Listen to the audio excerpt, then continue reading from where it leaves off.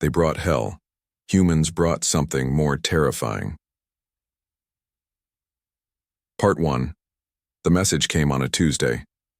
Just an ordinary Tuesday in the year 2157, when most of humanity was going about their daily lives on Earth, Mars, and the various stations scattered throughout the solar system. Kate Miller sat at her monitoring station on Europa, Jupiter's icy moon.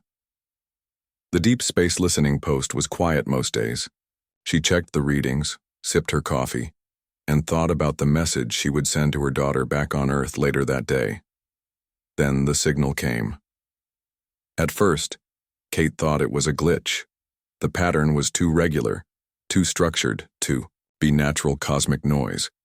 She adjusted the settings, ran a quick diagnostic, and called over her colleague. "Alan, take a look at this," she said, pointing to the screen where green waves pulsed in an unmistakable pattern. Alan Wright leaned over her shoulder, his eyes widening as he watched the display. "That's not random, that's a message." Within hours, the entire base was buzzing with activity. The signal was coming from beyond the Kuiper Belt, from deep space where no human probe had ever ventured. More importantly, it was aimed directly at Earth. Someone, or something, knew exactly where to find humanity. It took 3 days for the best computers and brightest minds to decode the message. Kate was there when they finally translated it, watching as the words appeared on screen. "They are coming. The Voidborn bring hellfire. We tried to fight. We failed. 6 months until they reach your world." The message continued with data. Star charts, ship schematics, weapons capabilities. The senders called themselves the Lumari, a peaceful spacefaring civilization whose homeworld was among the first to fall to the Voidborn. News spread quickly despite government attempts to keep it quiet. Panic rippled across Earth and the colonies. Some people stockpiled food, others joined new religions that sprang up overnight. Many just waited, watching the skies with new fear. Kate was called to Earth to join the newly formed Defense Council. There she met Peter Clark, a military analyst with dark circles under his eyes from too many sleepless nights studying the Lumari data. "Something doesn't add up," he told Kate over a late dinner in the Council's Washington bunker. "The Lumari, say the Voidborn, consider themselves divine punishers, bringing cleansing hellfire to species they deem unworthy. But look at these attack patterns." He showed her diagrams of planetary assaults. "They don't attack military targets first. They hit population centers, then wait, then hit again. It's like they're savoring it," Kate finished, feeling sick. "Exactly. This isn't punishment. It's something else." 3 weeks after the message, the first Lumari refugee ships arrived in the solar system. There weren't many, just 7 small vessels carrying about 2,000 survivors. They were humanoid but taller, with silvery skin that reflected light. In strange ways and eyes that seemed to hold ancient sadness, their ambassador, Zaela, addressed the United Nations. "We have traveled for 30 years to reach you, keeping ahead of the Voidborn fleet. We offer our technology, our knowledge, to help you prepare. Perhaps together we can accomplish what neither of us could alone." The world governments accepted the offer. What choice did they have? Kate was assigned to work with the Lumari on defense strategies. Peter continued his analysis, now with access to Lumari historians who told stories of hundreds of worlds that had fallen. Meanwhile, an engineer named Samantha Ross began working with Lumari scientists to adapt their shield technology to protect Earth's major cities. "Their tech is amazing," Samantha told Kate during a rare break. They were looking out over the Arizona desert where the main research facility had been built. "But they're holding back. I can feel it. They show us enough to be helpful, but never the full picture." "Can you blame them?" Kate asked. "Their civilization was destroyed. Trust probably doesn't come easy anymore." Samantha nodded, but didn't seem convinced. "I've made some modifications to their designs. The energy output is better than anything they've shown us." When I asked why they hadn't tried this approach, they changed the subject. As months passed, humanity transformed. The moon became a military stronghold with weapons platforms constructed at record speed. Old enemies became allies against a common threat. Every available ship was retrofitted for battle. though everyone knew it wouldn't be enough.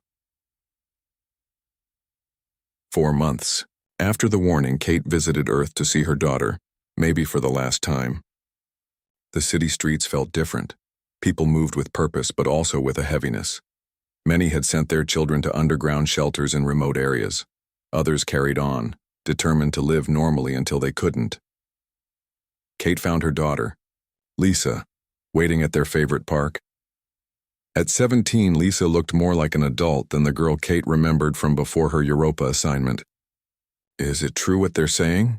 Lisa asked as they walked among trees that had stood for centuries and might not see another year.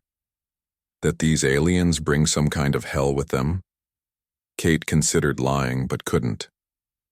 "Their weapons do something to the mind while they kill. The Lumari call it hellfire. It makes you feel everything at once, all your fears, all your pain. They say it's designed to break not just bodies, but spirits." Lisa was quiet for a moment. "Why would anyone create something like that?" "Peter thinks it's because they feed on it somehow, but we don't know for sure." That night, Kate couldn't sleep. She stood by her hotel window, looking at the stars and thinking about the enemy fleet moving toward them through the darkness between those distant points of light. Her phone buzzed. A message from Samantha. "Need to show you something. Lab 7. Now." Kate found the engineer in a sealed room surrounded by glowing equipment. Samantha's eyes were red from lack of sleep, her hands shaking with excitement or fear, perhaps both. "I was trying to boost the shield efficiency," Samantha explained, pointing to a strange device connected to what looked like a modified neural headset. "But I accidentally created something else. Watch." She placed the headset on a volunteer, one of her assistants who sat nervously in a chair. The man closed his eyes. The equipment hummed. Suddenly, the air in the corner of the room seemed to darken and twist, forming a shape that made Kate's eyes hurt to look at. "What is that?" Kate whispered. "Fear," Samantha said. "Somehow this setup amplifies and projects it." The assistant was thinking about spiders. "Look closer." Kate forced herself to look at the shadowy mass. Within it, she could make out something like spindly legs, moving in impossible directions. "Turn it off," she said. Samantha complied. The shape disappeared and the assistant removed the headset, looking drained. "Don't you see?" Samantha said. "The Voidborn bring hell. But what if we could bring something worse? What if we could turn human fear into a weapon?" Kate stared at the now inactive equipment, a chill running down her spine. "Have you told anyone else about this?" "Not yet. I wanted you to see it first." Kate looked out the small lab window at the night sky. Somewhere up there, the enemy approached, bringing their hellfire. But perhaps humanity had something more terrifying to offer in return. "Let's talk to the council," she said. "Now, they brought hell. Humans brought something more terrifying." Part 2. 5 months passed quickly. The moon no longer looked like Earth's familiar satellite. Its surface bristled with weapons platforms, shield generators, and launch bays. Ships from every nation on Earth formed a defensive line between Earth and the outer system. Admiral Greg Hayes stood on the bridge of the flagship Freedom, watching as crews ran final drills. His gray hair had grown whiter in the months since. The warning, his face more lined with worry. "Status report," he said to his second-in-command. "All ships report ready, sir.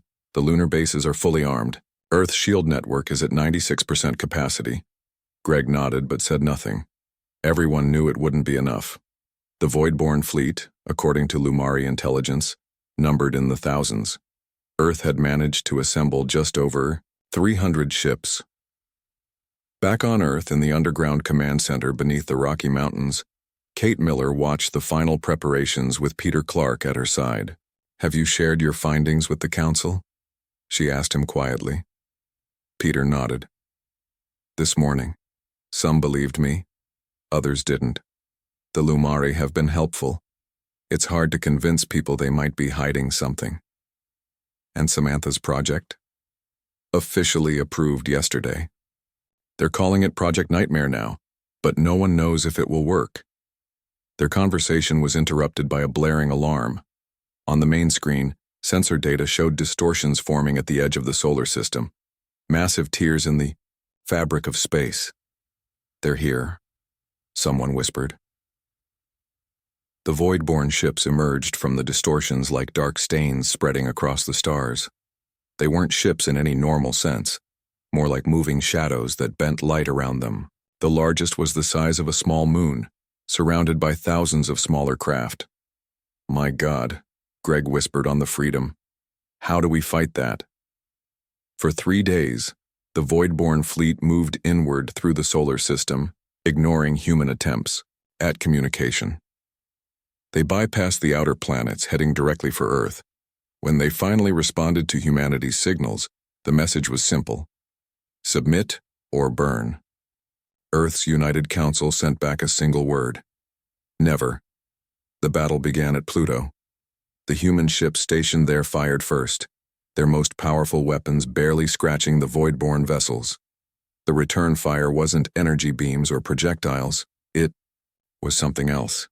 Something that made the human ships glow from the inside with an unnatural light. The screams that came over the comm systems made even hardened officers turn away. "It's the hellfire," Kate said, watching the feeds, just like the Lumari described. Within hours, the outpost on Pluto fell silent. The same happened at Neptune, then Uranus. The Voidborn moved methodically inward, destroying everything in their path. On Europa, where Kate had first received the warning signal, the research base was hastily evacuated. The last shuttle was leaving when the Voidborn arrived. The head scientist stayed behind to transmit final data. His last message described the hellfire as it consumed him. "It's not just pain, it's like it's feeding on our fear, growing stronger with each mind it touches." In the underground lab where Samantha Ross worked, Project Nightmare entered its final testing phase. The device she had accidentally created had been refined and expanded. Now it filled an entire room with pulsing machinery, neural interfaces, and strange energy conduits. "The theory is simple," she explained to Kate and Peter during their inspection. "The void-born weapons target the soul, the mind, causing unbearable fear and pain. But what if we could weaponize human fear itself? Project Nightmare will connect to the minds of volunteers, amplify their fear responses, and project those fears outward as tangible energy." "And the Lumari?" Kate asked. "What do they think of this project?" "They've kept their distance," Samantha said. "When I tried to show them, they seemed afraid." As Saturn's moons fell to the Voidborn, Greg Hayes made a decision. Instead of waiting for the enemy to reach Earth, he would take half the fleet to Jupiter and make a stand there. "We need time," he told his officers. "Time for Earth to complete its defenses, time for the scientists to finish their projects. We'll give them that time." The battle at Jupiter was brutal. Human ships fought with everything they had, but the void-born hellfire cut through shields and hulls alike. The weapons didn't just destroy bodies, they seemed to attack the human mind itself, causing the victims to experience their worst fears while dying in agony. Greg watched from the Freedom as ship after ship fell. Then he noticed something strange. The Voidborn weren't just destroying, they were waiting between attacks as if savoring the fear and pain they caused. "They're feeding on it," he realized, remembering Peter's theory. "The hellfire isn't just a weapon, it's a harvesting tool." With this insight, Greg changed tactics.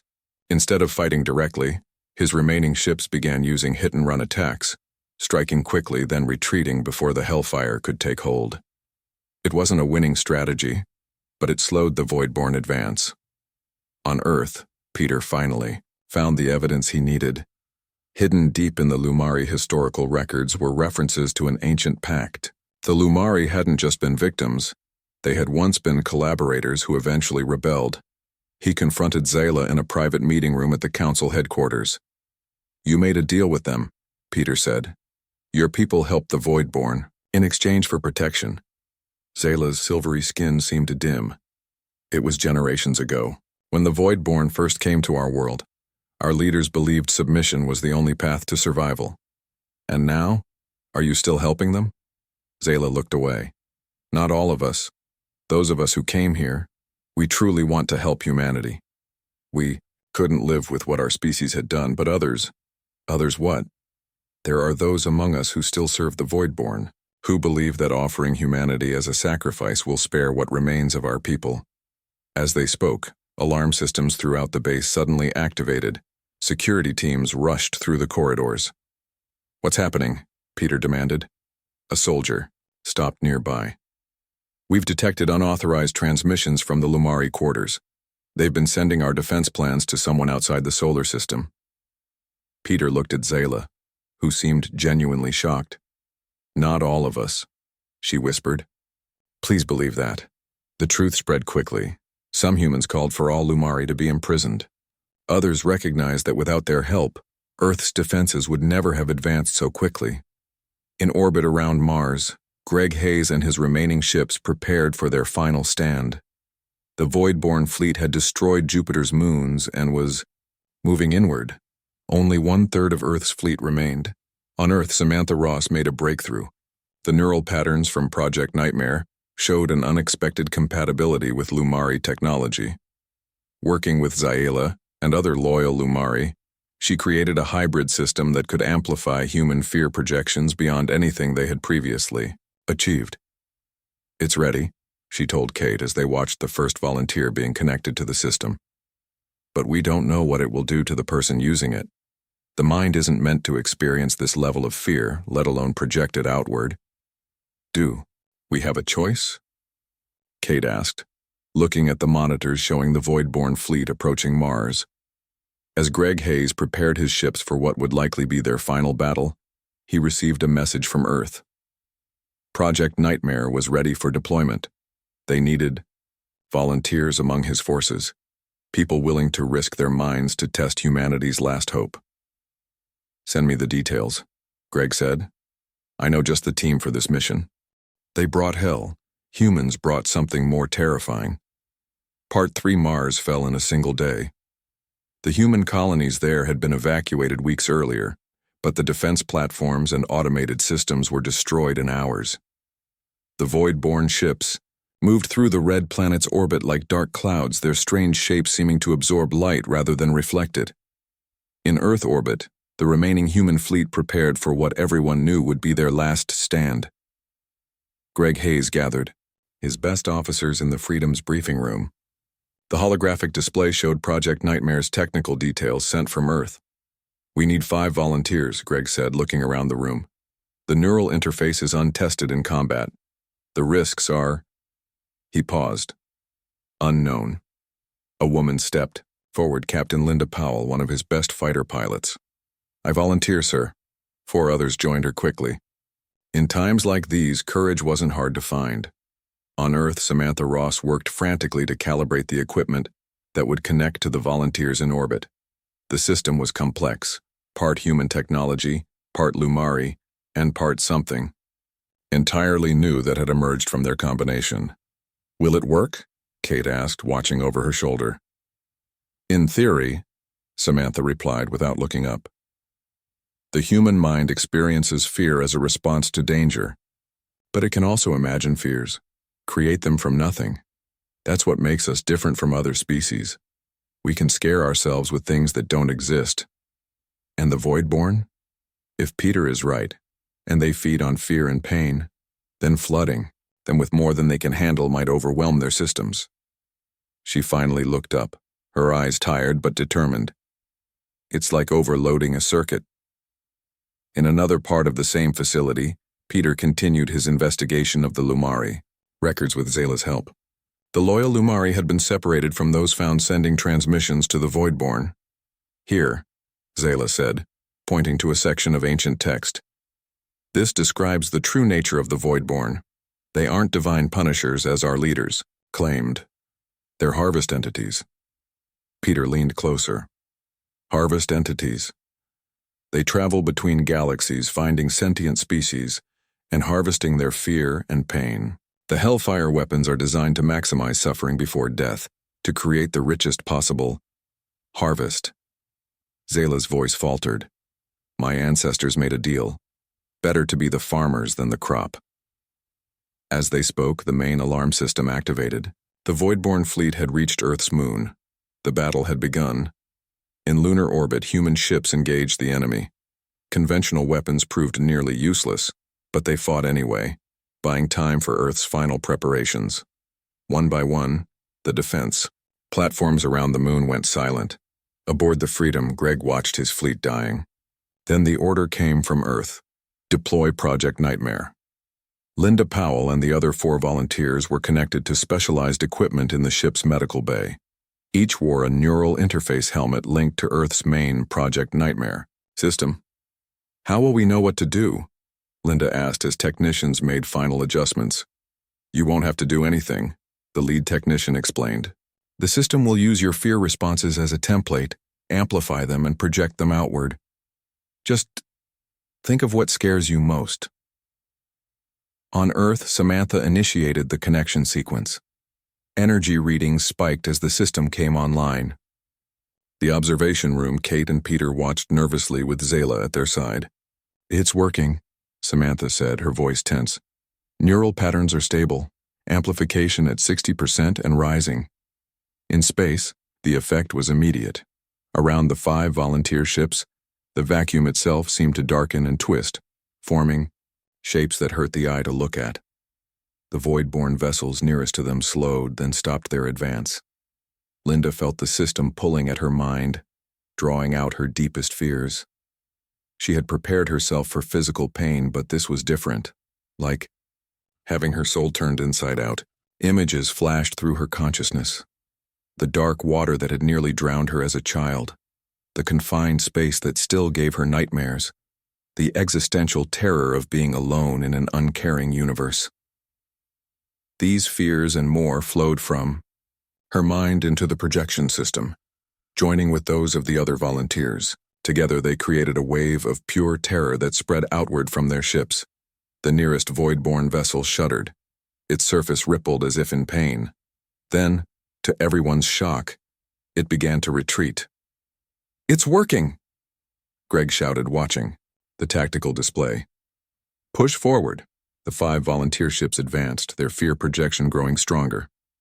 More void-borne vessels backed away, some showing signs of damage, their dark surfaces cracking to reveal strange light beneath. For the first time since the battle began, hope sparked among the human forces. But the victory was short-lived. The largest void-borne ship, the moon-sized vessel at the fleet's center, emitted a pulse of energy. The fleeing smaller ships stabilized, then resumed their attack. "They're adapting," Samantha said, watching the readings from Earth. "The main ship is somehow shielding the others from the fear projection." The volunteers pushed harder, driving their fear projections to maximum intensity. Linda felt like her mind was tearing apart, but she refused to stop. If this was her end, at least it would mean something. One of the other volunteers screamed and went silent, his neural patterns flatlined. Then another. The fear projection weakened. "Pull them back," Kate ordered. "We're losing them." But it was too late. The void-borne counterattack came swiftly. Hellfire weapons struck the volunteer ships, overwhelming their defenses. Linda was the last to fall. In her final moments, as the hellfire reached for her mind, she noticed something odd. It felt familiar, almost like the fear she had been projecting.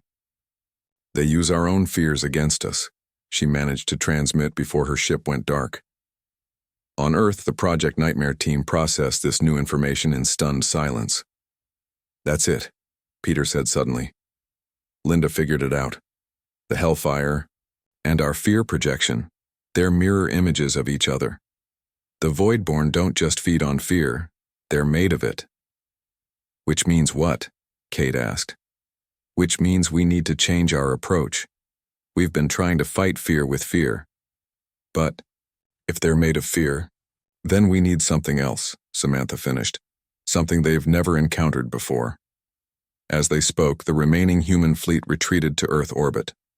The Voidborn, having conquered the moon, paused their advance.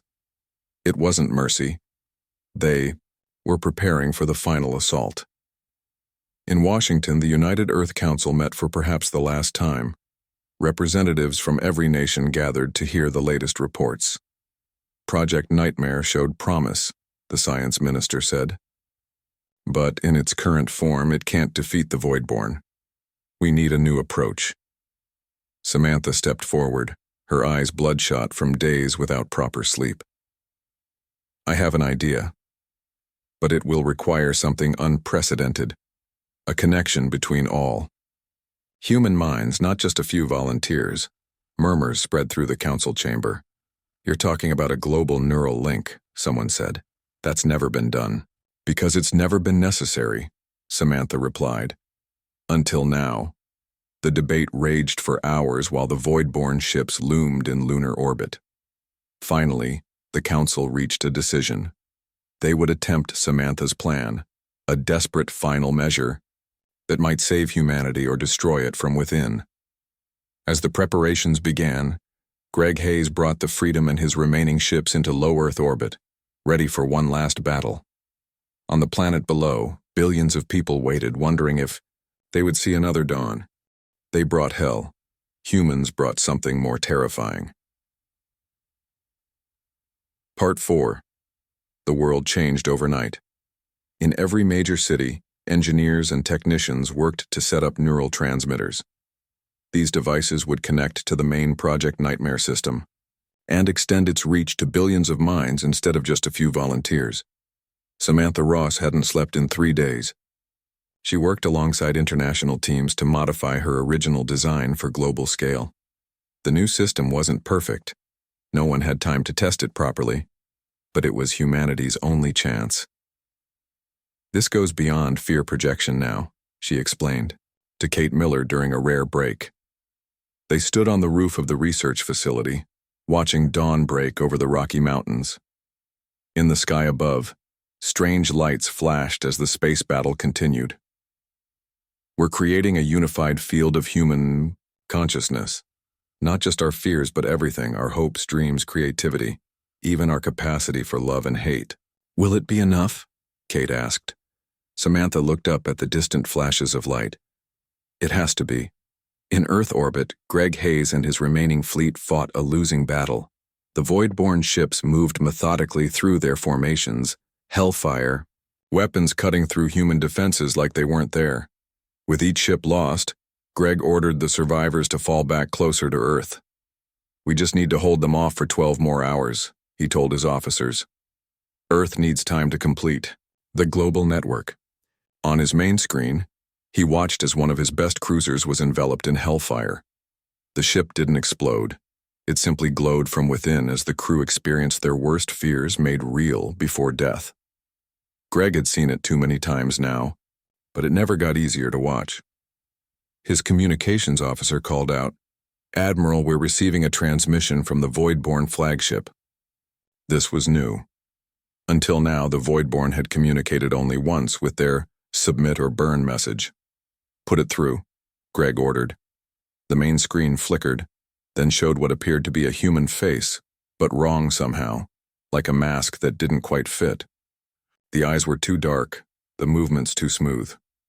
"You fight well," the Voidborn said, its voice oddly musical. "Better than most. Your fear is exquisite." Greg stood straighter. "What do you want?" "To explain. Your kind deserves that much." The not-quite-human face smiled. "For eons we have traveled between galaxies, harvesting the fear and suffering of sentient beings. It sustains us, defines us. Your species produces fear of remarkable quality. Deep, complex, imaginative." "You're monsters," Greg said. The Voidborn seemed amused. "We are what we are, as you are what you are, but we offer terms. Submit half, your population to harvest, and the rest may live. Never. Then all will burn." The transmission ended. Greg immediately contacted Earth, reporting the conversation to the United Council. In Washington, as world leaders debated the Voidborn offer, though few seriously considered accepting it, Zayla requested to speak. The Lumari ambassador had been working with Peter Clark to understand the true nature of their enemy. "There is something you should know," she told the council. "The Voidborn are powerful, but not invincible. Their neural systems are surprisingly similar to most sentient species. They evolved to feast on fear because they themselves know it intimately." "What are you saying?" asked the council president. "I'm saying they can feel fear too, they can be afraid. That's why your Project Nightmare had an effect, even if briefly. You were giving them a taste of their own medicine. This information was relayed to Samantha's team, who incorporated it into their final adjustments to the global system. As the hours passed, the Voidborn broke through the last line of Earth's orbital defenses. Only Greg's flagship and a handful of other vessels remained, retreating to the planet's atmosphere. The massive Voidborn mothership moved into position above North America, its shadow darkening the skies from New York to Los Angeles. On the ground, people looked up in terror as the alien vessel blotted out the sun. Some ran, others prayed, many simply waited, watching news feeds as Samantha's team raced to complete the global neural network. Final connections established, reported a technician in the main control room. The system is ready. Samantha looked at Kate, Peter, and Zayla, who had gathered to witness humanity's last stand. We need a primary conduit, someone to serve as the focal point for the entire network. It has to be someone strong enough to handle the neural load. I'll do it, said a voice from the doorway. They turned to see a man in a military uniform, his face scarred from recent battles. It was Captain Eric Martinez, one of the few survivors from the initial orbital engagement. I was in Linda Powell's squad, he explained. I saw what happened to her. I know what I'm signing up for. Samantha hesitated, then nodded. The risk is even greater now. The entire human consciousness will flow through you. No one knows what that will do to your mind. Better than letting those things win, Eric said. They led him to a special chamber at the center of the facility, where a modified neural interface waited. This wasn't like the helmets used by the earlier volunteers. This was a full-body system designed to channel the collective consciousness of billions.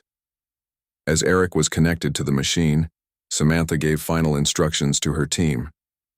When we activate the system, it will send a signal through the global transmitter network. Anyone within range, which should be most of Earth's population, will automatically connect. Their conscious and unconscious minds will become part of the field. And then what? Peter asked. Then we fight back, not with weapons or fear, but with everything that makes us human. Outside, the Voidborn mothership began its attack. Unlike the smaller vessels, it didn't use Hellfire weapons. Instead, it sent down beams of pure darkness that began to extract something from the humans below. Their fear, their pain, their very life essence. In cities around the world, people collapsed as the harvesting began. The Voidborn were no longer just killing. They were feeding. In the control room, alarms blared. They're beginning the harvest, someone shouted. We're out of time. Samantha took a deep breath and activated the system. For a moment, nothing seemed to happen. Then Eric's body arched in the interface chamber, his eyes opening wide as billions of human minds suddenly connected through him. He screamed, not in pain but in something like wonder. The effect spread outward from the facility.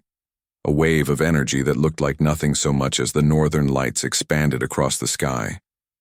Where it touched people suffering under the Voidborn harvest, they straightened, their eyes focusing on the alien ship above. Within the Voidborn mothership, sensors detected the change. The harvest beams flickered and faltered. In orbit, Greg, Hayes watched in amazement as a vast aurora spread across Earth's surface, reaching upward toward the enemy vessels. When it touched the smaller Voidborn ships, they recoiled as if burned. What's happening? His second-in-command asked. Greg smiled for the first time in months. Humanity is fighting back.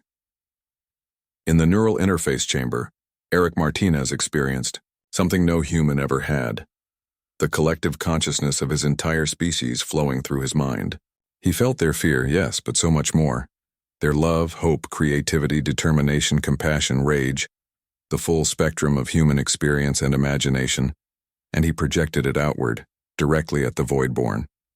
For the first time in their ancient existence, the harvest entities faced something they had never encountered before. A species fighting back not just with fear, but with everything they were. They brought hell. Humans brought something more terrifying. Part 5. The Voidborn mothership shuddered. Across its vast surface, cracks appeared, leaking strange light from within.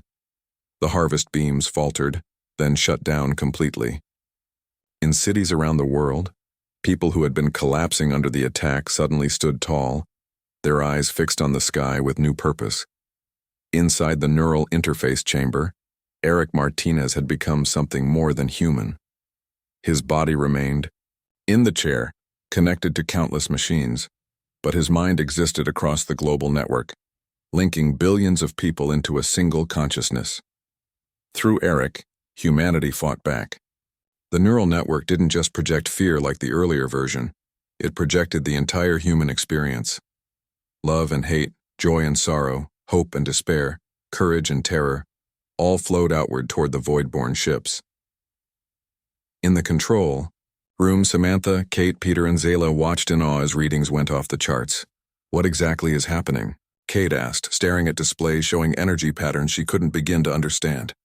We're showing them everything, Samantha said. Every story humans have ever told, every nightmare we've imagined, every heaven and hell we've conceived. Peter pointed to a screen showing the void-born mothership. Look, they're trying to adapt. The massive vessel was changing shape, its surface rippling as it attempted to shield itself from the human assault. Smaller void-born ships began to retreat, moving away from Earth toward the safety of open space. But the neural network followed them. Through satellites and the remaining human ships in orbit, the projection spread outward, pursuing the fleeing vessels. In Earth orbit, Greg Hayes watched from the Freedom as the void-born fleet scattered. His sensors showed something impossible. Energy patterns spreading from Earth that matched no known weapon or natural phenomenon. Sir, his communications officer called. We're receiving a transmission from the neural network. It's Captain Martinez. Eric's voice came through the speakers but changed somehow. Deeper, with strange echoes as if many people were speaking at once. Admiral Hayes, he said.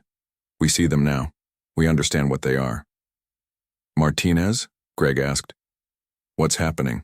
Down there? We are more than Martinez now. We are humanity thinking as one. The void-born feed on fear because they themselves are fear incarnate. They were born from the nightmares of some ancient species given form and consciousness. They've spent eons harvesting fear because it's all they know. On the main screen, Greg watched as more void-born ships cracked open, their dark matter shells, unable to contain whatever was happening inside. What are you doing to them? Showing them something they've never seen before. Fear is just one small part of what we are. We're showing them love, hope, joy, wonder, concepts they can't process. And we're showing them that we can imagine fears far worse than anything they can create. The voice changed again, becoming even more inhuman. We're showing them Dante's 9 circles of hell. We're showing them the existential dread of cosmic insignificance. We're showing them the cold emptiness of a universe without meaning. We're showing them every monster, demon, and nightmare humans have ever conceived. In Washington, the United Council watched satellite feeds of the battle in space. The void-born mothership was coming apart, its dark surface peeling away to reveal a core of swirling energy beneath. They're retreating, someone said as the smaller ships fled toward the outer solar system. But the mothership couldn't escape. Whatever the neural network was projecting had damaged it too severely. The massive vessel began to implode, collapsing inward like a dying star. In the neural interface chamber, Eric's body convulsed. Warning alarms sounded throughout the facility. His neural patterns are destabilizing, a technician shouted. The load is too much. Samantha rushed to the chamber. Through the observation window, she could see Eric floating inches above the chair, energy crackling around him. His eyes were open but seeing something far beyond the room. Eric, she called. You need to let go. The connection is killing you. When he spoke, his voice came from everywhere at once. I can see them. I can see all of them. Their homeworld, their entire civilization. It's built on harvested fear, and now it's falling apart.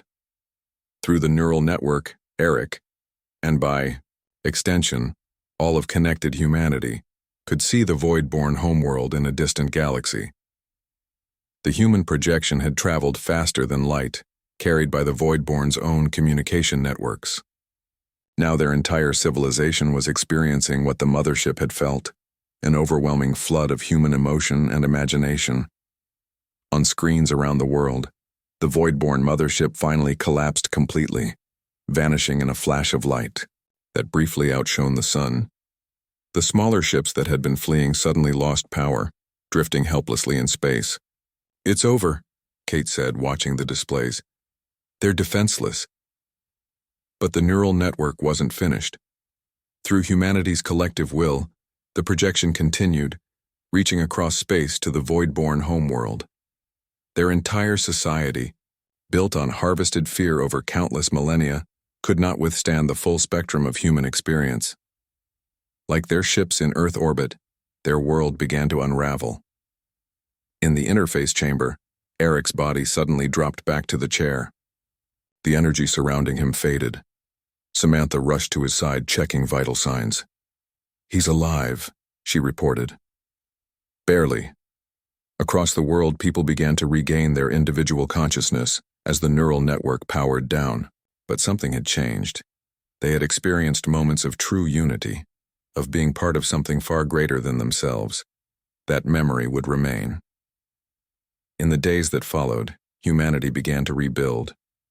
The few surviving void-born ships were studied by scientists who discovered the truth Eric had seen in his connected state.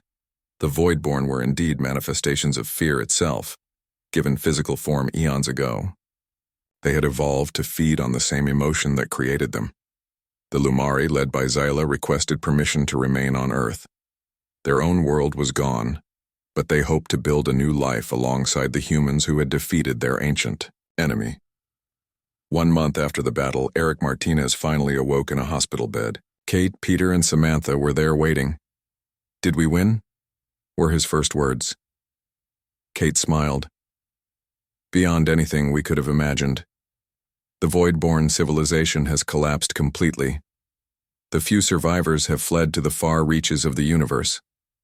Eric tried to sit up but was too weak. "I remember everything. Billions of minds all thinking as one. It was..." He struggled to find words. "Beautiful?" Samantha suggested. "Terrifying," Eric said. "But yes, beautiful too." 6 months later, a memorial was unveiled in Geneva, honoring those who had fallen in humanity's defense. Admiral Greg Hayes, now heading Earth's new United Space Force, gave a speech to representatives from every nation. "The void-born brought hell," he said, looking out at the gathered crowd. "They thought that was the worst the universe had to offer. But humans brought something more terrifying. Our unlimited capacity to imagine both darkness and light beyond anything they could comprehend." As he spoke, ships were already being prepared for humanity's first deliberate journeys beyond the solar system. The technology adapted from void-born vessels would allow humans to reach nearby stars within years instead of centuries. Among the stars, word was spreading quickly. A new species had emerged, one that had defeated the ancient harvesters. Other civilizations, long hiding from the void-born, began to send signals toward Earth. Humanity was no longer alone in the universe, and the universe would never be the same.